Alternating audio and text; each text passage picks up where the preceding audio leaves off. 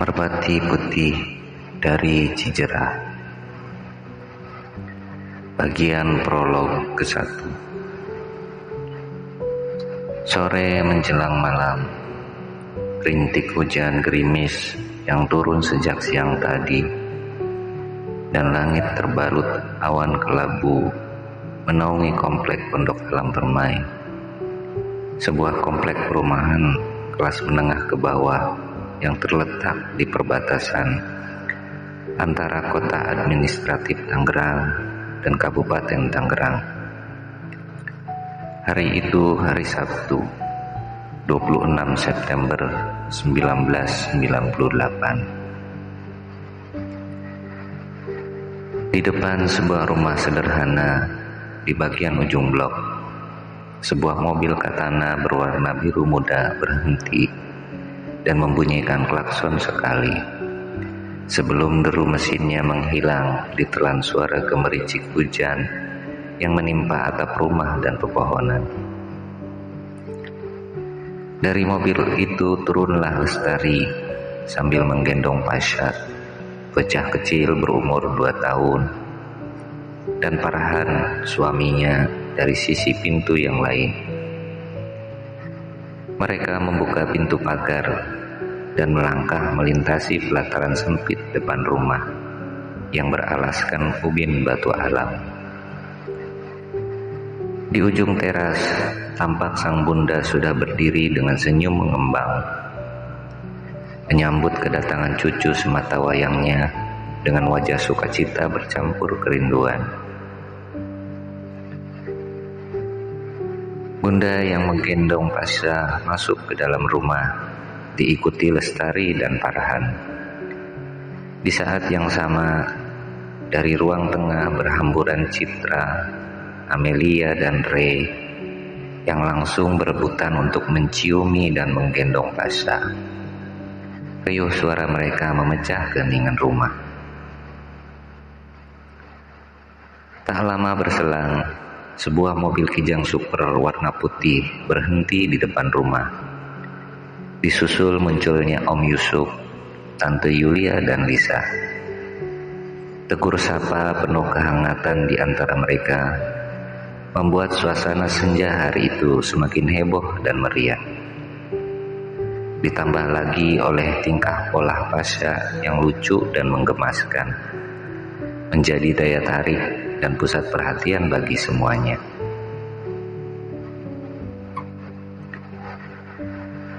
Bunda bersama yang lainnya duduk mengobrol di ruang tamu yang kecil namun terlihat bersih dan rapi. Di dinding di atas sofa yang mereka duduki terpajang sebingkai foto besar yang menampilkan sosok seorang pria gagah dan tampan mengenakan seragam loreng tentara, lengkap dengan atribut pangkat dan kesatuan, serta sebuah baret jingga di kepalanya. Dialah sosok sang ayah sekaligus kepala keluarga di rumah ini, Letnan Kolonel Anumerta Nasir. Foto itu dibuat saat sang ayah baru selesai menjalani sekolah komando dan mendapatkan pangkat mayor. Sementara para orang tua mengobrol, di ruang tengah, Citra, Ray, Amelia, dan Lisa asik mengajak main dan mencandai Pasha yang masih belajar berjalan, tapi mulutnya sudah ceriwis meski tak jelas apa yang diucapkannya. Obrolan di ruang tamu sore itu berkisar seputar acara tabur bunga di Taman Makam Pahlawan yang rencananya akan digelar minggu depan. Dan mereka semua, seperti tahun-tahun sebelumnya, sudah menerima undangan untuk hadir di acara tersebut. Acara resmi yang diadakan oleh militer sebagai bagian dari rangkaian agenda peringatan ulang tahun TNI tanggal 5 Oktober.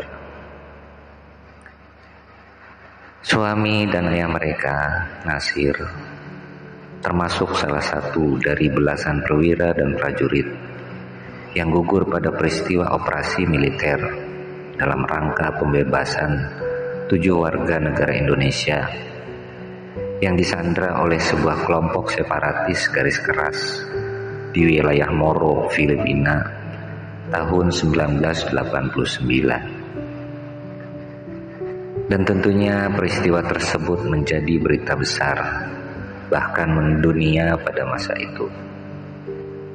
Pemerintah Indonesia menetapkan seluruh perwira dan prajurit yang gugur dalam peristiwa itu sebagai pahlawan, sekaligus menaikkan pangkatnya 1 tingkat secara anumerta. Di tengah obrolan, sambil menghela napas panjang dan wajah yang muram, sang bunda sempat mengeluhkan sikap Ray yang sudah beberapa kali selalu tak mau untuk ikut hadir di acara ziarah dan tabur bunga tersebut. Tante Yulia lalu merespon dengan memanggil dan berbicara kepada Ray. Dengan paduan ketegasan dan kelembutan yang dimilikinya, ia berkata, "Kali ini Ray harus mau ikut kalau masih sayang sama ayah." Dengan gaya santai dan setengah tak acuh, Ray hanya mengiyakan saja. Sebelum kemudian ia kembali ikut mencandai Pasha di ruang tengah. Seolah-olah urusan tersebut bukan perkara besar dan penting baginya. Tante Yulia adalah adik kandung Nasir, ayah Ray, yang berasal dari Aceh. Ia tinggal di blok depan komplek yang sama. Putri semata wayangnya, Lisa, lebih muda hanya beberapa bulan saja dari Ray, yang sekarang genap berumur 18 tahun. Bagi Ray, Tante Yulia bisa dikatakan adalah pengganti ayahnya, yang senantiasa menegur atau menasihati tatkala ia bersikap atau berbuat yang tidak semestinya.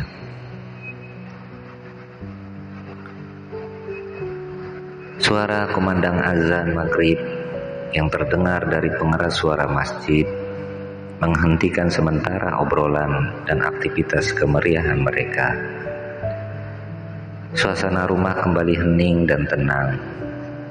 Secara bergantian, mereka semua menunaikan sholat maghrib, termasuk juga Ray yang naik ke kamarnya yang berupa loteng di atas dapur perangkap ruang makan di bagian belakang rumah. Setelah itu suasana rumah kembali hangat dan ramai. Obrolan dan candaan kembali terdengar di sela-sela makan malam secara lesehan di atas hamparan karpet lantai. Hampir tiada henti mereka tertawa geli menyaksikan tingkah Pasha yang mondar-mandir sambil mengunyah tahu goreng yang belepotan di pipinya. Sementara dari mulutnya keluar ocehan-ocehan yang tak jelas maknanya, tapi bikin gemas orang yang melihatnya. Di luar hujan masih juga turun rintik-rintik, disertai geluduk pelan yang terdengar sesekali. Langit malam benar-benar gelap gulita, tanpa satupun cahaya bintang maupun rembulan. Selesai makan, Ray yang mulai merasa bosan beranjak meninggalkan ruang tengah yang ramai. Obrolan masih terus berlanjut, tapi ia sudah tak lagi peduli. Dengan santai ia keluar rumah lewat pintu samping di ujung dapur. Hujan gerimis malam itu tak bisa menahannya untuk pergi ke tempat nongkrong favoritnya, yakni pos ronda yang berada persis di tepi jalan utama komplek. Ia berharap di sana ia bisa menghilangkan rasa bosannya. Di bawah rintik hujan, Ray melangkah ringan di atas jalan kecil beraspal kasar dan ditumbuhi rerumputan liar yang basah di sana sini. Dari gang kecil depan rumahnya yang lengang, ia masih terus berjalan, menyusuri tepian jalan utama yang juga sama sepinya. Beberapa puluh meter di depannya sudah tampak bangunan pos ronda yang jadi tujuannya. Pos ronda itu sepi, yang ada hanya Jani, seorang bocah ABG yang selalu maunya ikut nongkrong bersama para seniornya. Meskipun sering dijahili atau dikerjai dan disuruh-suruh, ia tak pernah jerah dan tak mau hengkang atau pergi nongkrong dengan teman sepantarannya. Bocah cowok itu sedang asyik mencoret-coret tembok dengan spidol dan tersentak kaget mendengar bunyi sandal yang mendekati pos ronda. Bang Re, kirain siapa? Celetuknya sambil nyengir. Lagi ngapain lo? Coret-coret tembok. Ray langsung penasaran untuk melihat apa yang dikerjakan bocah itu. Ia mendekat dan mencoba membaca tulisan di tembok. Duhai cintaku, Nurma, aku tak bisa menahan rinduku padamu. Langit runtuh biarpun, hujan badai juga gak apa-apa. Pokoknya aku tidak akan melepasmu dari rangkulanku. Duhai bulan sabitku, Nurma, kenapa kamu lebih takut papahmu daripada takut kehilangan aku?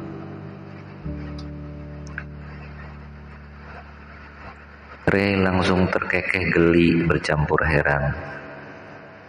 Tak habis pikir, bagaimana bisa bocah umur 14 tahunan tapi sudah ngerti soal cinta-cintaan? Apakah ini pertanda zaman sudah semakin edan? Entahlah. Sesaat kemudian, Ray sudah tak lagi peduli pada apa yang dilakukan Jani dengan spidolnya. Ia hanya duduk mengisap rokok, menatap kosong ke arah jalan raya yang lengang dan temaram. Sesekali ia menghela napas panjang, berusaha mengusir resah dan galau, merenungi nasib pos ronda yang semakin sepi dan terabaikan. Masih lekat dalam ingatannya masa beberapa tahun ke belakang. Tepatnya sejak ia dan kedua sahabat kentalnya dari kecil, Acil dan Santo, baru lulus SMP dan mulai cari tempat buat merokok sembunyi-sembunyi. Dan jadilah pos ronda ini sebagai pilihan paling strategis. Dia, Acil, dan Santo terkenal di seluruh komplek sebagai trio bengal yang selalu bikin rusuh dan gemar berkelahi. Dan sejak trio bengal nongkrong, pos ronda seakan punya daya tarik yang menggerakkan para remaja, baik cowok maupun cewek, untuk datang dan ikut-ikutan nongkrong. Selain karena letaknya yang strategis, suasana pos ronda juga selalu dimeriahkan oleh atraksi Ray bermain gitar yang memang sangat memukau dan bikin betah di tempat itu. Boleh dibilang Ray memang sangat piawai dan bahkan jagonya gitar di kompleknya.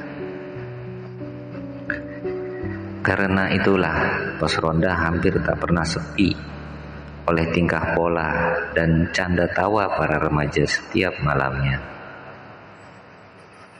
Tetapi itu dulu, dan hidup memang akan terus berubah. Para remaja yang dulu biasa nongkrong di pos ronda, kini sebagian besar sudah menyelesaikan sekolahnya dan mulai punya kesibukan sendiri-sendiri.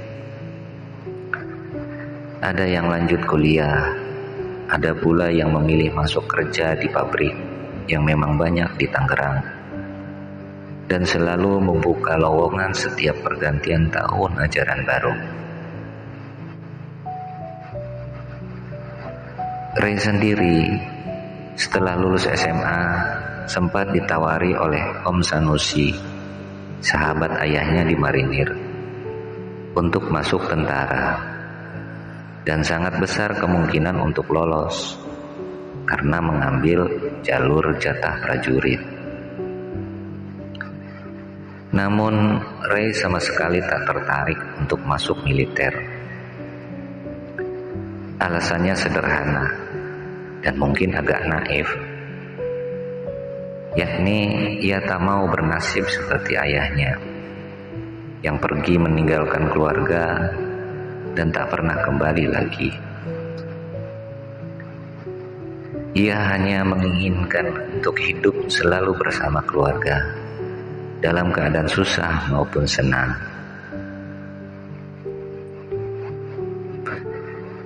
Selain itu, krisis ekonomi yang melanda negeri dan peristiwa kerusuhan di bulan Mei lalu mungkin menjadi salah satu sebab kenapa Pusronda makin sepi. Bahkan komplek pun ditinggalkan banyak penghuninya. Ada yang terpaksa pulang kampung karena kena PHK dan tak punya lagi pekerjaan yang pasti. Ada pula yang punya toko dan tokonya hancur akibat dijarah dan dibakar massa. Ray tak mengerti pertanda apa semua ini. Yang pasti, kehidupan yang dijalaninya sekarang semakin sepi, semakin hampa, dan semakin membosankan.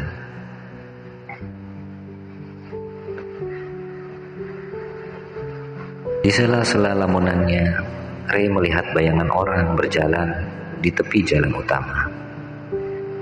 Ia menoleh dan memastikan penglihatannya. Memang benar, seorang pria asing setengah baya berjaket parasit tebal warna gelap dengan celana gunung dan sepatu lars seperti tentara melangkah setengah berlari menghampiri pos ronda.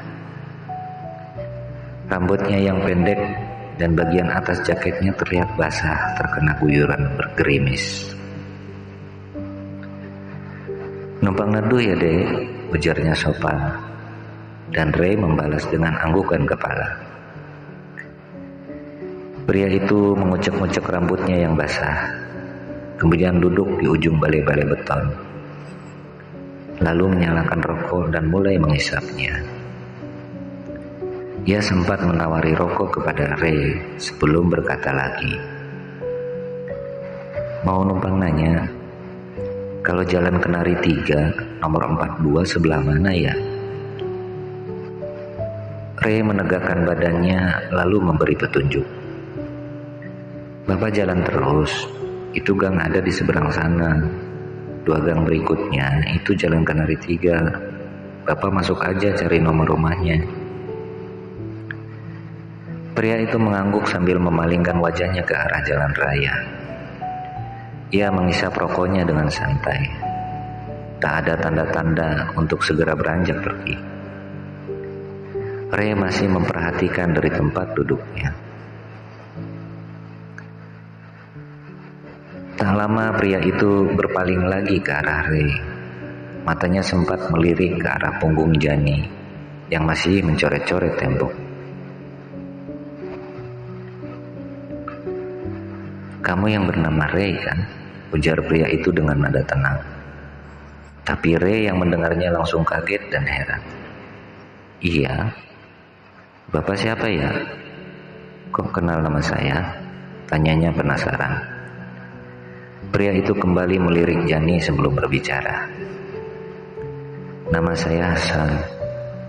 Saya datang dari jauh karena diutus oleh seseorang untuk menemui kamu." Ray makin terkejut dan tambah penasaran.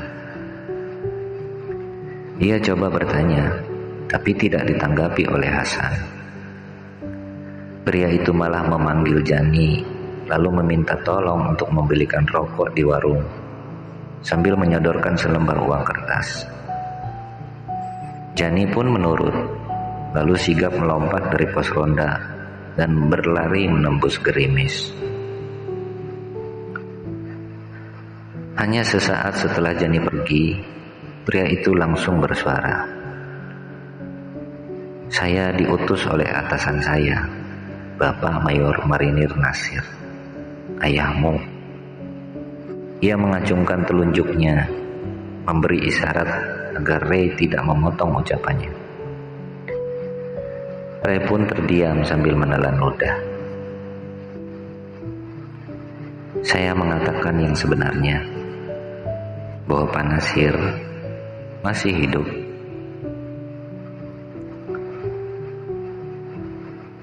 Kata-kata itu masih terus terngiang-ngiang di kepala Ray,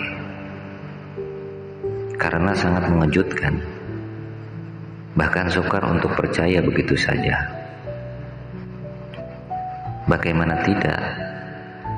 Beberapa saat tadi ia masih di rumah, dan semuanya sedang membicarakan tentang ziarah dan tabur bunga di makam ayah. Tapi sekarang tiba-tiba datang seorang pria asing yang dengan tenang dan santainya mengatakan bahwa ayahnya masih hidup.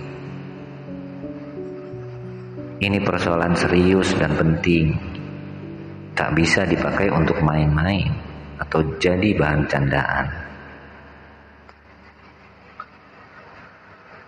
Tapi Ray berusaha untuk tetap tenang dan memberi kesempatan kepada Hasan untuk menjelaskan lebih jauh. Dengan nada lirih dan tenang, pria asing itu terus berbicara, membeberkan segala hal yang berkaitan dengan ayah Ray.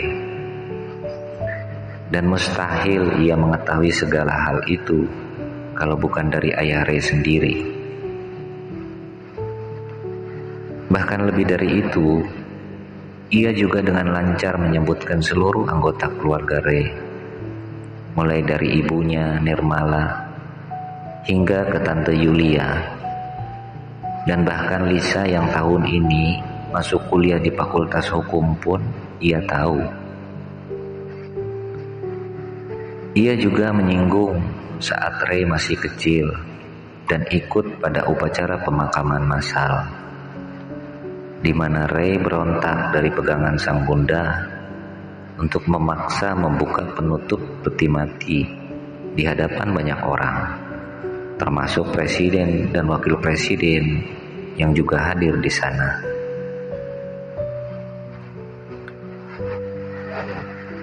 Ray nyaris tak bisa menyangka lagi bahwa Hasan benar-benar diutus oleh ayahnya. Dan apakah mungkin orang yang sudah dikubur masih bisa berkomunikasi dengan orang hidup, bahkan memberinya perintah atau tugas?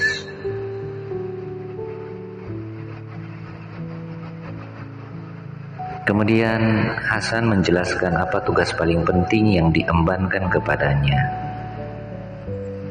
yakni untuk membawa Ray pergi dari rumah dan mempertemukan dengan ayahnya yang sudah menunggu di suatu tempat rahasia.